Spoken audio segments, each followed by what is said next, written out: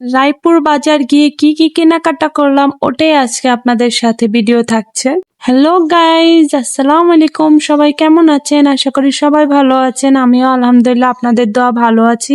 যারা আমার ফেস খাদিজা মিমি লাইফ স্টাইলটা ফলো করেনি অবশ্যই ফলো করে দিবেন। ইউটিউব থেকে দেখলে অবশ্যই সাবস্ক্রাইব করে পাশে থাকবেন। আজকে বাজারে গিয়ে প্রথমে আমার বাচ্চার জন্য পাঞ্জাবি দেখতেছি। ও আমার অনেকদিন ধরে বলছে যে আম্মু আমার লাল পাঞ্জাবি লাগবে, তো আমি লাল পাঞ্জাবি খুঁজতে খুঁজতে আমি পাঞ্জাবি পাই নাই। এদিক দিয়ে ছেলে বাবুদের এত সুন্দর সুন্দর গেঞ্জি দেখলাম যে আমার ইচ্ছে করলো অনেকগুলা গেঞ্জি নেই। এখানে যে শুধু ছোট ছেলেদের শার্ট গেঞ্জি প্যান্ট পাবেন তা না, বড়দের অনেক সুন্দর সুন্দর পাঞ্জাবি গেঞ্জি শার্ট প্যান্ট সব পাবেন।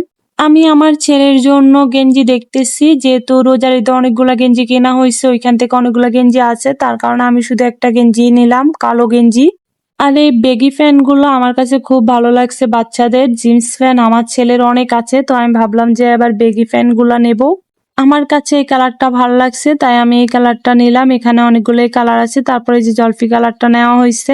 এখানে ওনাকে দিয়ে অনেক কষ্টে একটা লাল পাঞ্জাবি জোগাড় করছি, যার মোটামুটি পছন্দ হয়েছে, কিন্তু কাপড়টা ভালো না আর একটু ছিঁড়া ছিল। আর আমি ট্রাউজারটা দেখলাম, ভাইয়ারে বললাম যে ভাইয়া ট্রাউজারটা দেখান, তো ভাইয়া আমার দুইটা কালার ট্রাউজার দেখালো। আরো একটা কালার আছে ছাই, তো আমি কালো কালারটাই নিলাম। ওইখান থেকে আইসা আমি একটু কসমেটিক, আমার কিছু কসমেটিক বিশেষ করে এই সিপ টিফিন গুলা, আমি যত বেশি সিপ টিফিন কিনি কিন্তু আমার সিপ টিফিন গুলো আমি খুঁজে পাই নাই। 2 দিন পর পর আমার সিপ টিফিন গুলা হারিয়ে যায়।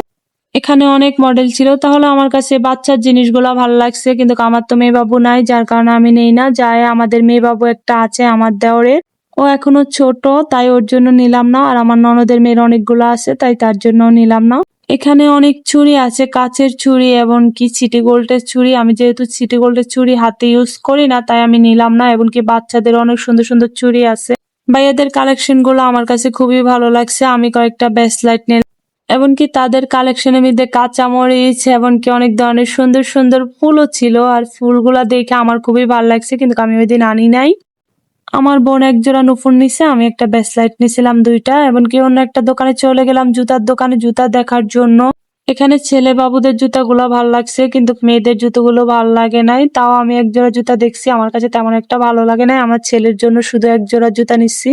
আপনাদের দেখিয়ে দিলাম হাফ শুটা। ওইখান থেকে আসার পর আমি বাইরে থেকে আমার ছেলের জন্য গেঞ্জি দেখতেছি। সেম গেঞ্জি গুলোই যদি আমরা মার্কেট থেকে নেই, একটা গেঞ্জি 150 টাকা 200 টাকা করে পড়ে, কিন্তু বাহির থেকে নিলে অনেকটা কম পড়ে।